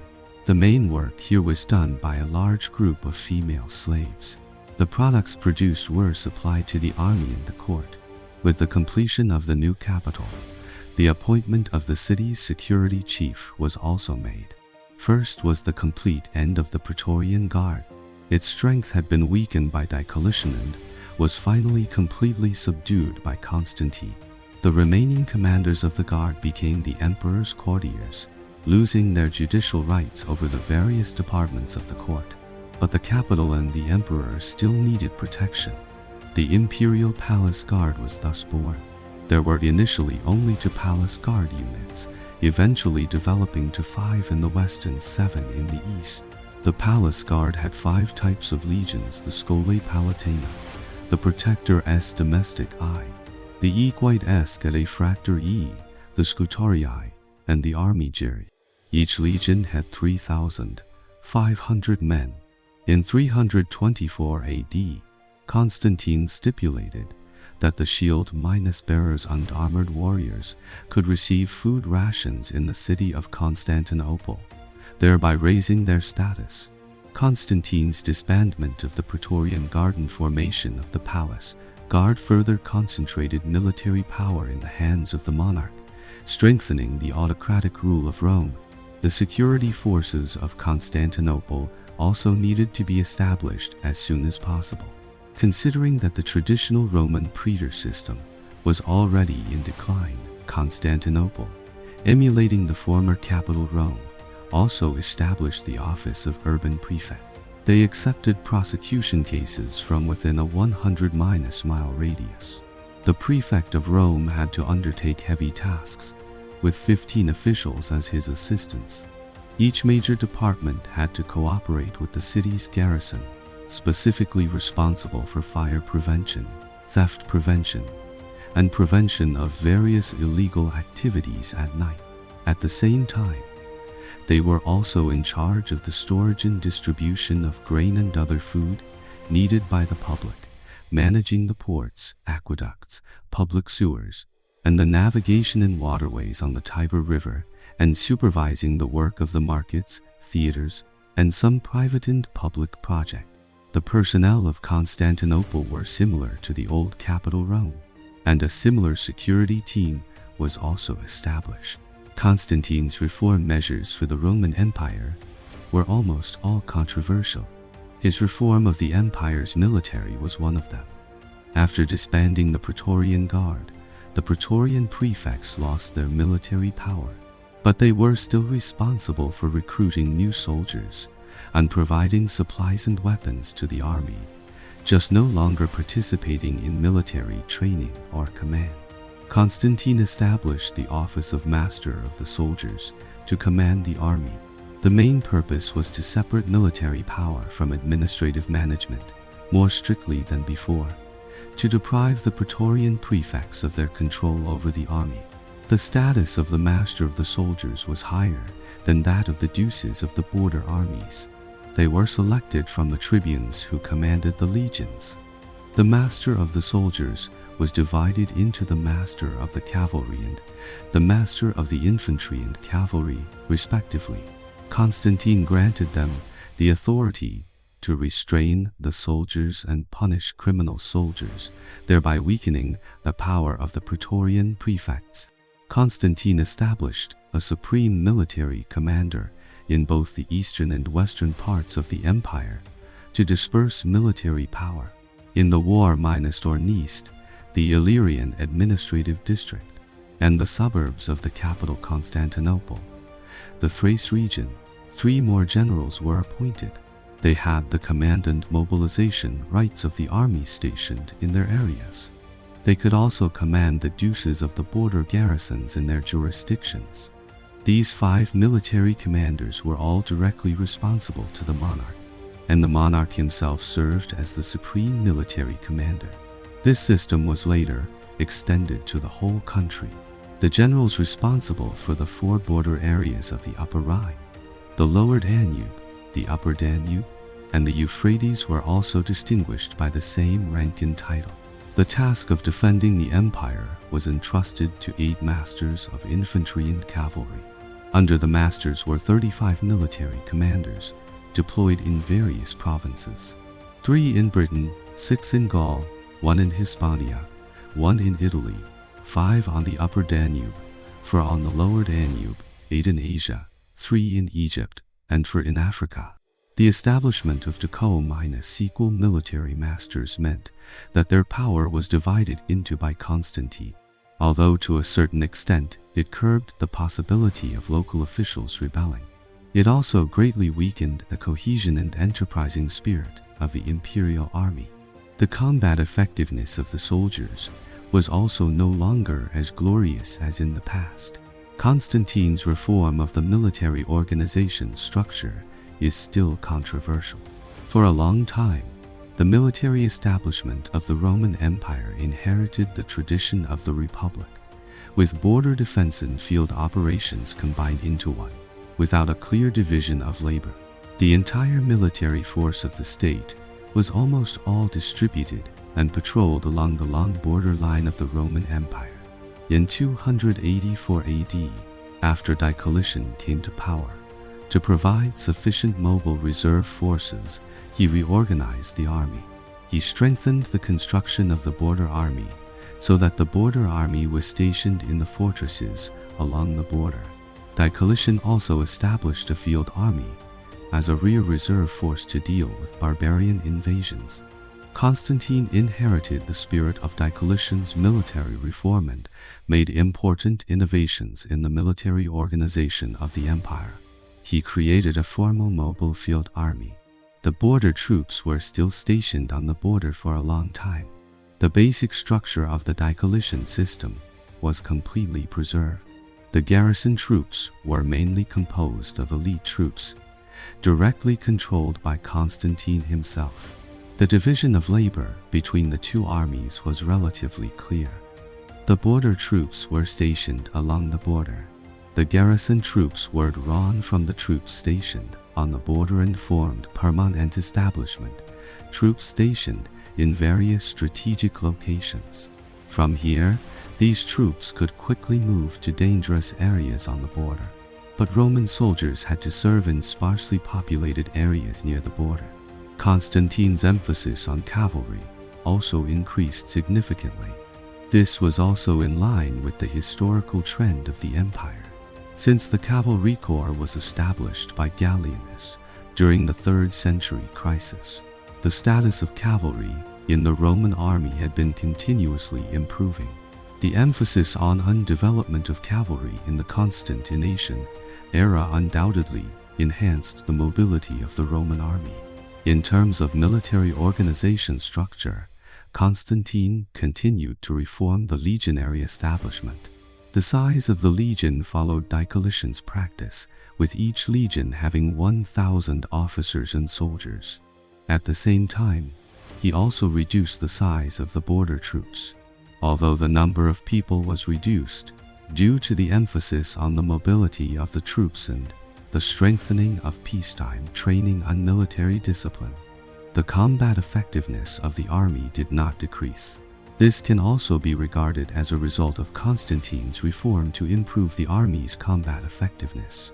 A significant feature of the military in the Constantinian era was the barbarization of the Roman army. The barbarization of the Roman army was the result of two factors working together. One was the loss of the Roman martial spirit. The Roman Empire had gone through hundreds of years. The Roman people had long lost the martial spirit of their ancestors who founded the era. The recruitment efforts of the Imperial army were repeatedly frustrated. The Romans living in the core areas of the empire, who were willing to live in peace, were psychologically unable to adapt to the arduous military life.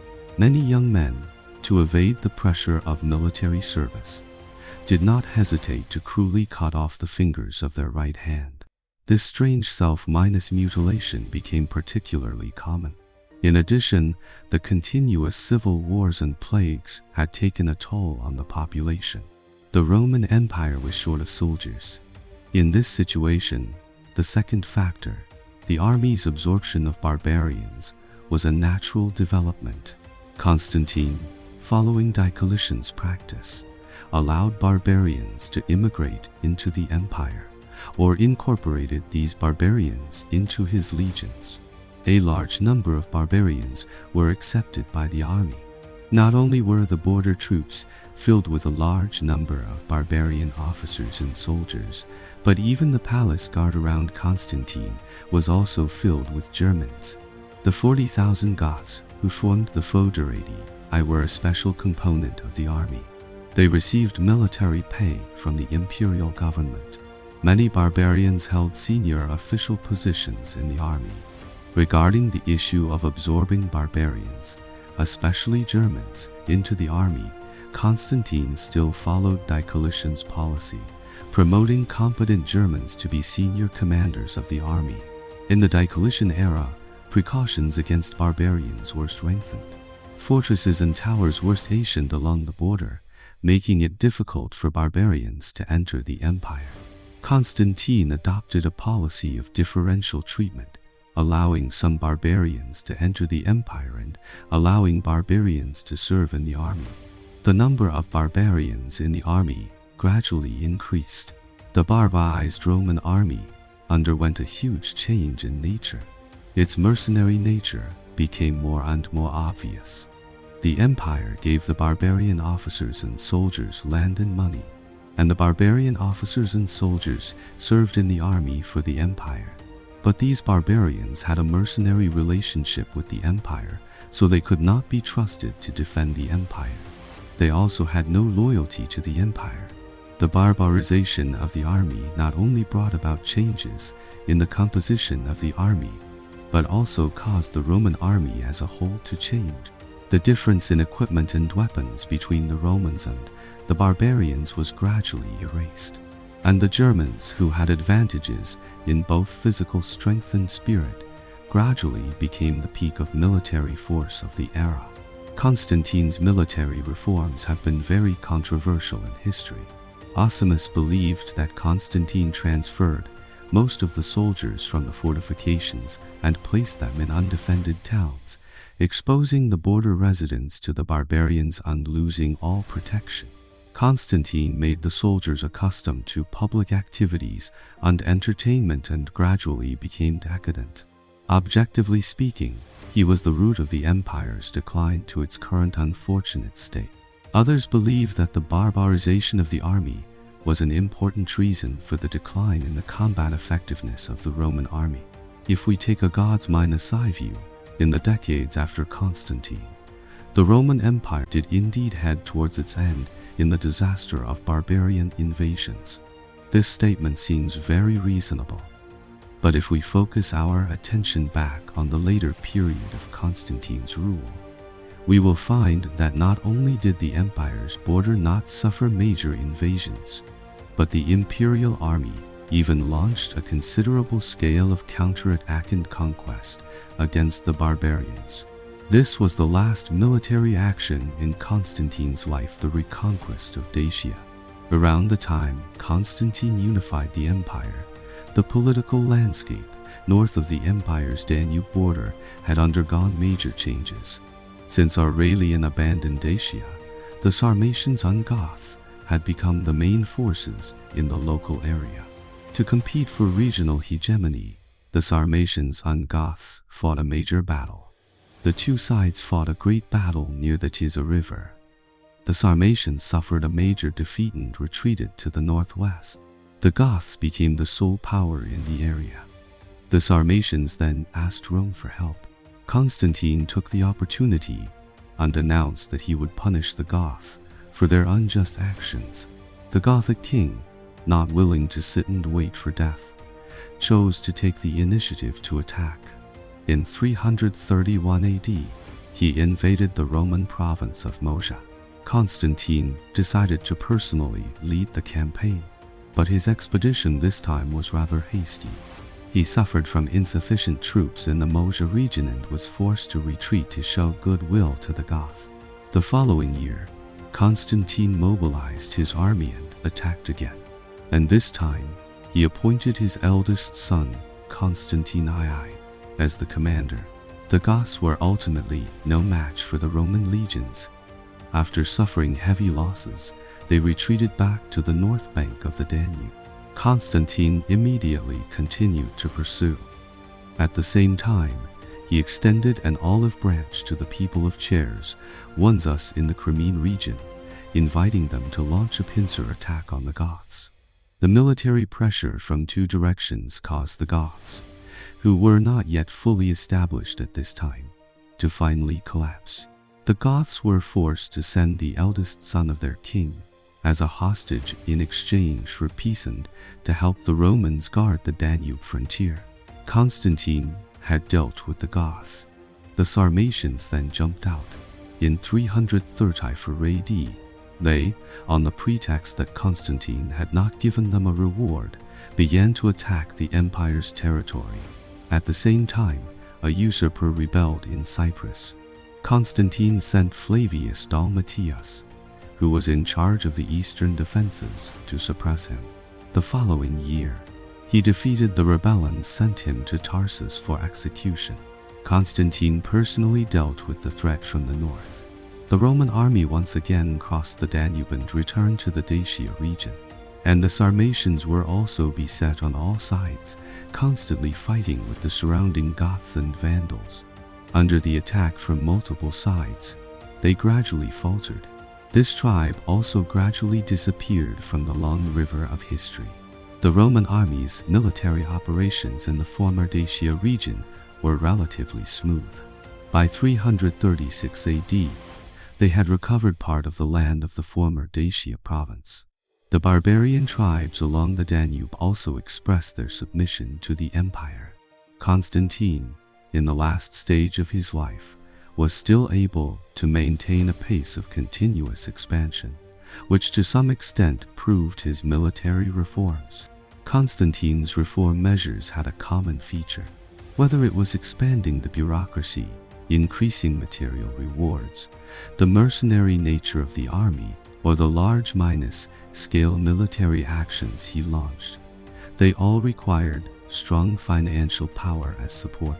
Next, let us turn from military affairs back to domestic politics and talk about Constantine's reform measures in taxation and commerce. The tax of the early Roman Empire was extremely arbitrary. There was no unified tax code, no written tax law, and no specific definition of the date, method, and amount of tax payment. The tax reform of the Diocletian era mainly included unifying the tax system, simplifying tax items and collection procedures, and step-by-step increasing the empire's tax base. But by the time of Constantine, the expanded tax revenue was not enough under the emperor's large expenditures. The huge bureaucracy, the large number of high officials and nobles, the large mercenary legions, and the continuous military actions, these things forced Constantine to further strengthen the tax reform. Here, I will divide Constantine's economic reforms into several aspects: increasing tax items, property valuation edicts, the tax bureaucracy, and strengthening personal control. Now let us discuss them one by one.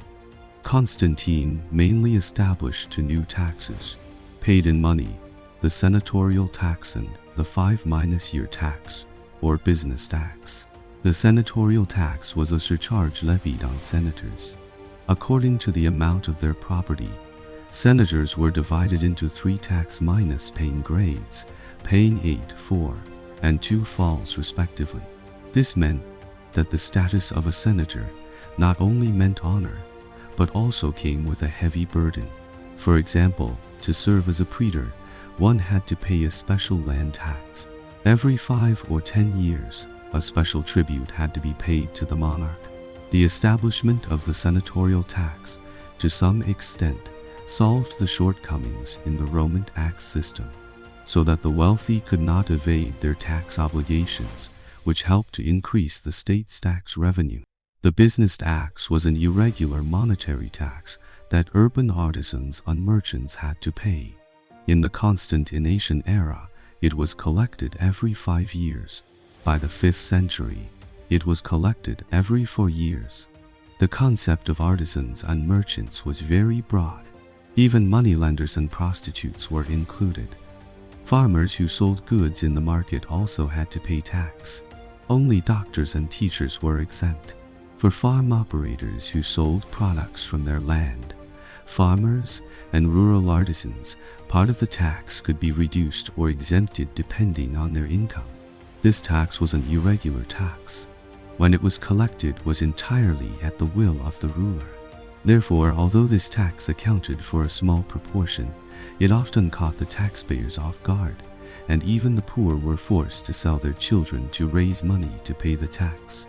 As a result, when the 5-year tax collection began, crying and wailing were heard throughout the city.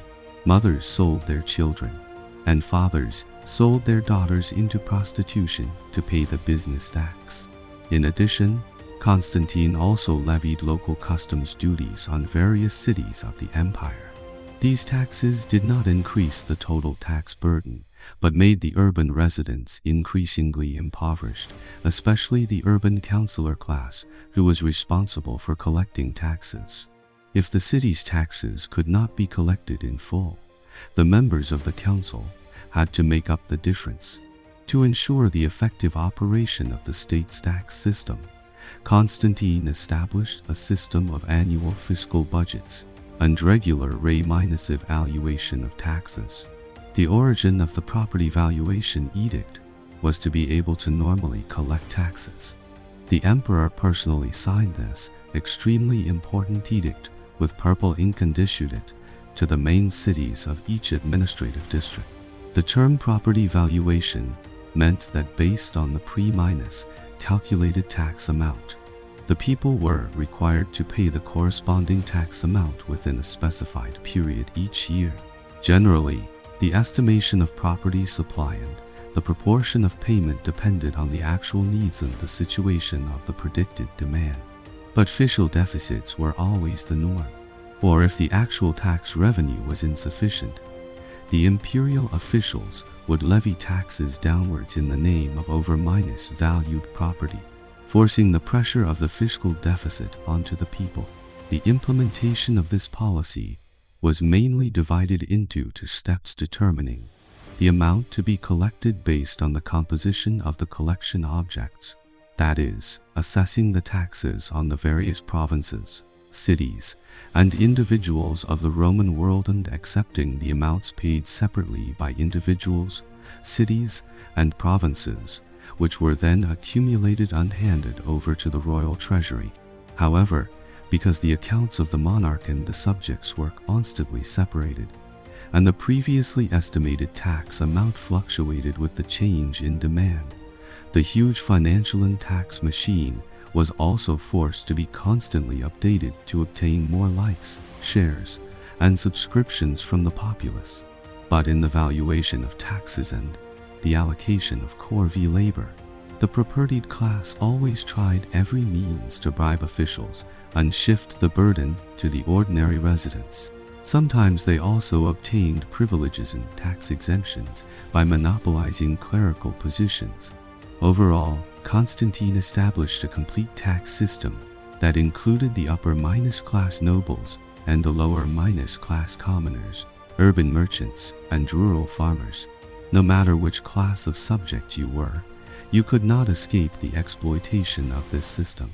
During Constantine's reign, the empire's count of the sacred largesses, the count of the private estate, and the praetorian prefects together formed a trinity of financial and tax management, acting within their respective management institutions and their respective powers. The count of the sacred largesses was responsible for managing the minting, issuance, recovery, and inventory of currency. The count of the private estate was responsible for the management of state-owned land, finding suitable tenants for state-owned land, collecting and managing the income from royal estates, and paying for the consumption of the monarch himself and the court. Sometimes he also allocated funds to support other departments. The praetorian prefects were responsible for controlling local tax revenue, paying the salaries of local officials, and the supply of the army, investigating and verifying the actual situation of land and labor population in various places, and assisting the central government in making annual budgets and settlements. The central government exercised strict control over these three departments. These three departments also formed a delicate relationship of mutual restraint, mutual supervision, and mutual coordination. The lower-level officials of the departments were busy fighting for power. Some had the backing of the empire's finance minister, and some were personnel sent by the administrative prefects. Due to the complexity of jurisdiction, conflicts between factions were inevitable. To seize the lucrative positions of exploiting the people, the two sides often had disputes.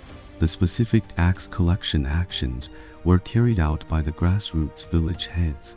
They were responsible for going to the grassroots to investigate whether the property reported by the local people was true. If there was tax evasion, they would be punished as serious criminals and would also be charged with the dual crimes of treason and blasphemy. A major feature of the Constantinian era was the significant increase in the control over the empire's populace. First, Constantine, to ensure his sleep, enacted harsh laws that made various occupations hereditary. To ensure the stability of the tax source, it was necessary to ensure the number of workers, artisans, and merchants. Therefore, Constantine organized people into various ranks, gradually forming a hereditary rank system. Servitude replaced freedom as a feature of Roman citizenship in this period. The state's control over merchant and artisan guilds became stricter and stricter to ensure the various needs of the government. The occupations of merchants and artisans also became compulsory and hereditary. Similar laws, such as whoever is a boatman, if he has obtained the status of a transport ship captain, he shall remain in the same fleet as his parents and shall not move elsewhere. The occupation of a mint worker was hereditary. No one could resign unless a replacement was found. The hereditary state of occupations, although to a certain extent it did ensure the stability of the empire's tax source, greatly damaged the empire's commercial activities and economic vitality.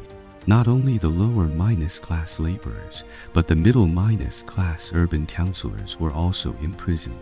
Constantine repeatedly issued edicts prohibiting city councillors from evading their duties. Without special permission, they were forbidden to leave their place of residence. The city councillors needed to complete their daily tax collection tasks, but there was no more oil to be squeezed from the common people. They fled in droves, not to mention collecting enough taxes from them. In this situation, the originally relatively wealthy city councillors had to make up the tax shortfall and thus went bankrupt. Although Constantine issued many punitive edicts, the dereliction of duty by city councillors continued. Many city councillors fled. The city councillors in office also became increasingly embarrassed. The decline of the urban middle class deepened accordingly. Constantine also implemented a consistent policy of imprisonment for the lower class serfs, the called I. Whoever is found to possess a colonus belonging to another person, this person shall not only return the colonus to his original place, but shall also be responsible for paying the poll tax he should have paid during this period. As for the I themselves, whoever has the intention to flee shall be arrested without hesitation and forced by any means to complete their due obligations. The children of the I were also forced to stay on the land. Like other occupations, the principle of compulsory hereditary service was enforced. The simple description in the video is not enough to show the full picture of the tax and economic policies of the Constantinian era, but we can get a glimpse of the economic characteristics of that era, and the empire's economy becoming increasingly rigid, with its economic vitality and exchange momentum increasingly exhausted. Although Constantine, through various measures, managed to patch up the huge financial hole, the empire's economy did not improve at all, but continued to fall into the abyss. It is not known whether, in this process, Constantine himself played the role of pushing with the current or stepping on the accelerator. By my calculation, we will soon welcome Constantine's exit. But in the last period of his life, he still did not stop making trouble. This is reflected in his changes to administrative divisions on religious policies, etc. After a short rest, let us continue to sort through them. The administrative divisions of Rome had already undergone major adjustments in the Diocletian era. Constantine's reforms to them can only be considered minor adjustments. Next is a comparison of Constantine's minor adjustments to Diocletian's administrative divisions. In his hands, the empire was stably divided into 13 dioceses. The largest of these was the Diocese of the East. The scale of this administrative district can be seen from the size of the staff under the governor. There were more than 600 staff members serving as secretaries, clerks, or messengers. The remaining 12 large administrative districts, Asia, Pontic, Thrace, Macedonia, and non-area in Italy, Suburbicaria in Italy, Africa, Gaul, Hispania, and Britain were governed by 12 vicars or representatives. Their official positions all belonged to the spectabiles class of the 3-tier hierarchy. The titles of the administrative officials were different, and their ranks also increased in turn. The markers used to represent their status were innumerable. Their treatment, due to some accidental circumstances, personal life enjoyment, and the amount of profit, was not completely the same. However, they all belonged to the spectabiles class and were all appointed by the grace of the emperor to the important task of managing the judicial and financial power of their respective regions. Regarding the governors of the large districts, here are only two more important regulations for them. First, to maintain peace and order, the governors of the various provinces were granted the imperial sword of law enforcement. The governor was allowed to inflict corporal punishment and had the power of life and death over major crimes. Second, to prevent the governor from colluding with local forces and to curb corruption, unless specially approved by the emperor. No one was allowed to hold an administrative position in the province of their birth. The sons of governors were forbidden to marry local residents, nor were they allowed to buy slaves, land, or houses within the scope of their authority. Of course, despite these and other measures, corruption, bribery, and fraud in the judicial department were still common. These illegal activities always existed and were usually not substantially punished. Constantine's efforts to bridge the internal contradictions of Christianity also never stopped. But although the Council of Nicaea had concluded, and although he tried his best to unify the Christian Church, the Church was as divided as ever. The anti-Syrian Archbishop Alexander died in 328 AD. His former church pastor, Athanasius, who had attended the Council of Nicaea with him, immediately succeeded him as the Patriarch of Alexandria, and Arius did not give up the struggle. With the support of the Empress Dowager Helena and the imperial sister Constantia, in 327 AD, Arius was recalled from exile and received, and his scholarship and obvious sincerity impressed the emperor. After he promised to accept all the doctrines approved by the Council of Nicaea, the emperor even wrote at least 2 letters to Archbishop Alexander, requesting the archbishop to allow Arius to return to Egypt. The result, of course, was a refusal. Athanasius was then constantly accused of crimes, fraud, bribery, and even poisoning and murder, and even rumors that he had raped a woman. None of these could bring him down, but the emperor's sudden change of attitude dealt a heavy blow to the anti-Syrian faction. In 335, Constantine convened a religious council in Jerusalem. Coincidentally, most of the attendees were Arian teachers. This meeting was less a gathering of distinguished teachers and more a trial of Athanasius. He was eventually sentenced to exile and trial. Arius was sent to Alexandria. It seemed that the Arian faction was about to win the final victory, but Alexandria was extremely resistant to Arius. Opposition activities were rampant. Constantine had to recall Arius to Constantinople. With the successive deaths of Arius and Constantine himself, in 337, Athanasius was about to make a comeback and restart the religious struggle. Constantine's attempt to unify Christianity ultimately failed, and there is no possibility of it being completed even today. As an Orientalized autocratic monarch, Constantine's government and court style had many differences from the previous era of the Principate. Previously, to facilitate the exchange of information between the emperor and various parts of the empire, a total of 200 or 300 messengers were employed to work under the Master of Offices, responsible for reporting the list of consuls elected each year, the emperor's edicts, or news of war victories. But as time went on, the number of messengers grew to over 10,000. The duties of these people also began to change. They reported to the monarch what they knew about the actions of administrative officials or ordinary citizens. Thus, they became the eyes and ears of the monarch and brought great harm to the people. The messengers hoped to discover ongoing conspiracies, snooped around for hidden discontent, and prepared for open rebellion. When they found nothing, they began to make false accusations, according to the legal procedures adopted at that time. A defense was only allowed when absolutely necessary. If the evidence for conviction was insufficient, torture could be used at will so that the accused could no longer escape the law. Constantine's own edicts further accelerated this process.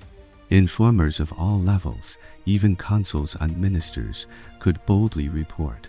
Even friends or the closest confidants were no exception. The use of torture in Rome increased significantly in the Constantinian era. Local administrative officials not only used torture against the slaves under the rule of the Eastern tyrants, but also inflicted it on citizens. Since the gods were powerless to resist, they could only acquiesce. The governors of the various provinces obtained the right to use cruel instruments of torture at will. At first, it was to force vagrants or common criminals to confess their crimes. Later, it gradually developed to completely trample on the basic rights of Roman citizens. The subjects, based on fear, could only request the issuance of special exemption orders. The monarch, for his own interests, was also very willing to implement these protective measures. This was in substance a disguised permission to use torture, a legal authorization without any scruples. The scope of the exemption was to protect all persons belonging to the illustrious and spectabiles classes, bishops and their subordinate elders, professors teaching the humanities, soldiers and their families, municipal officials and their children within 3 generations, and to protect all minors. But the empire's newly established judicial system added a fatal principle as long as it involved the crime of treason. Proving that the accused was hostile to the emperor or the empire, all privileges were completely invalid. Constantine also personally issued an edict prohibiting divorce. After that, remarriage for women became illegal. Constantine's attitude towards the laws of the empire was still pragmatic. All legal articles were tools to consolidate his own rule. These measures could naturally further enhance the emperor's authority, but their shortcomings were also obvious. The social atmosphere of Rome, along with the chaos of the law, became lifeless. Through the description of the above content, we have basically outlined the reform measures Constantine made for the Roman Empire. From this, we can see a commonality.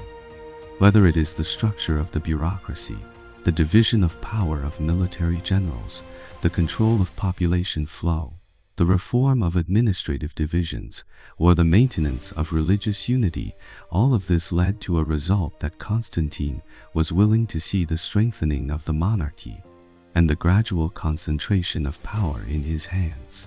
This trend had already begun when the Roman Empire entered its late period. This was not dominated by the personal will of Constantine or Diocletian. There is a saying that goes well: personal effort is certainly important, but one must also consider the course of history. That's all for the content of Constantine's reforms. My ability is limited, so please criticize and correct the above content. Who was the most influential emperor on world history? A widely circulated view is the late Roman Emperor Constantine I, and the absolute protagonist of our series.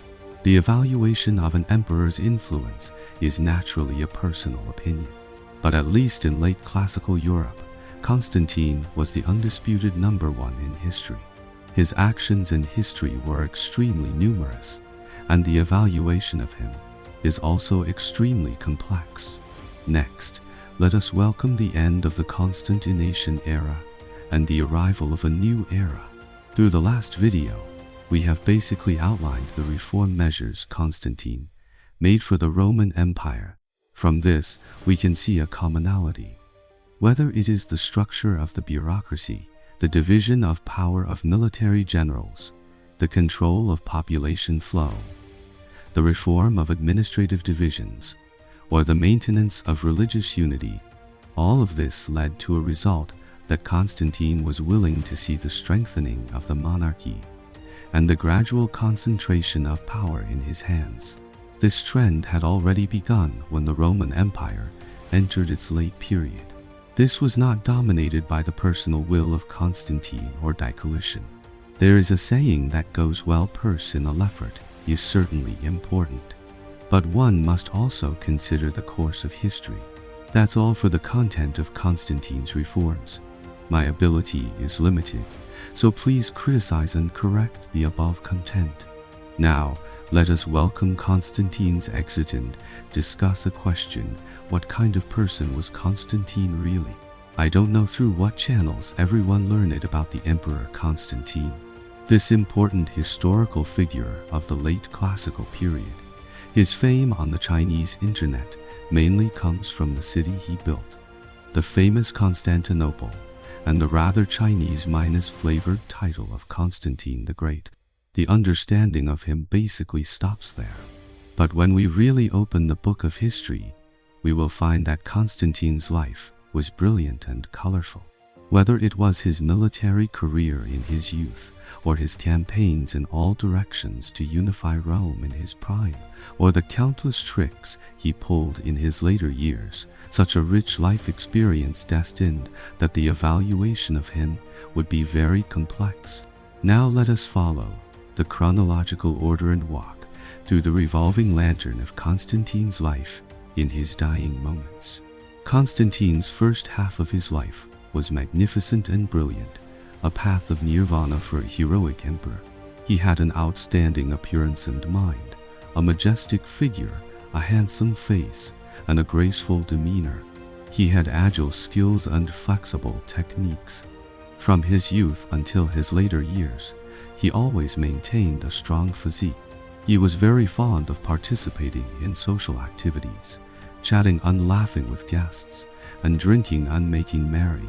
Although sometimes he would uncontrollably quarrel with others, for the guests, his courteous attitude towards them was enchanting. Under his strong support, the arts and sciences of the empire developed considerably compared to the previous century. He was diligent in handling official duties, tireless. His active mind was constantly used for reading, writing, thinking, receiving for an envoys, and studying the hardships and dissatisfaction of his subject. On the battlefield, he could fully mobilize the emotions of the soldiers and often lead from the front in important battles. His elite cavalry group repeatedly played a decisive role on the battlefield. Constantine gradually grew up under the control of Diocletian and Galerius, and eventually became an independent and great monarch. In the 18 years before unification, what the people of the empire saw was a wise ruler completely different from other emperors. He implemented a wise and just benevolent government for the subjects under his rule and was loved and respected by the broad masses of the people. If Constantine's life had ended in 324 AD, his historical image would undoubtedly be much greater. But history has no ifs. Constantine, after completing the unification, gradually revealed his other face. In the last 13 years of his life, the image Constantine presented to the world took a sharp turn for the worse, as if he were a different person. Because of strong suspicion, he successively assassinated his battle-minus, hardened eldest son and his empress of many years, single-handedly opening the Pandora's box of fratricidal slaughter in the Constantinian dynasty. He disregarded his reputation and was extravagant. Two opposing but coexisting vices were in him: indulgent plunder and lavish generosity. In addition, the series of innovative measures he carried out all required real money to implement. The tax burden on the people of the empire was further increased. To scrape more wealth from the people, Constantine's ministers resorted to all kinds of tricks, cheating and deceiving. The trend of corruption and extravagance grew day by day. In his later years, Constantine also became more and more deliberate in his dress and demeanor. He wore wigs of various colors and a novel and extremely expensive crown, exquisitely made by craftsmen. He was covered in jewels and also wore necklaces and bracelets, plus a silk robe that trailed behind him like water waves, embroidered with magnificent flowers. Constantine's obsession with power also gradually became extreme. Everything could become a tool for his autocracy. Whether it was the fawning ministers around him, or the oppressed and exploited, imprisoned lower-class people, they all became Constantine's moral stains. As the emperor entered his later years, the youthful hero full of vigor and enterprising spirit was gone forever, and the prince who had most perfectly inherited his excellent qualities, Crispus, had also died young under his father's special care. A similar heroic spirit would never appear again. In 336 AD, Constantine held a celebration for the 30th anniversary of his accession. Eusebius of Caesarea recorded the number of bishops gathered in the remoteness of their locations. He mentioned that there were even holy priests from Persia who were proficient in the divine oracles. His record then mentioned that all the teachers were received by the imperial secretariat and entertained with a grand banquet.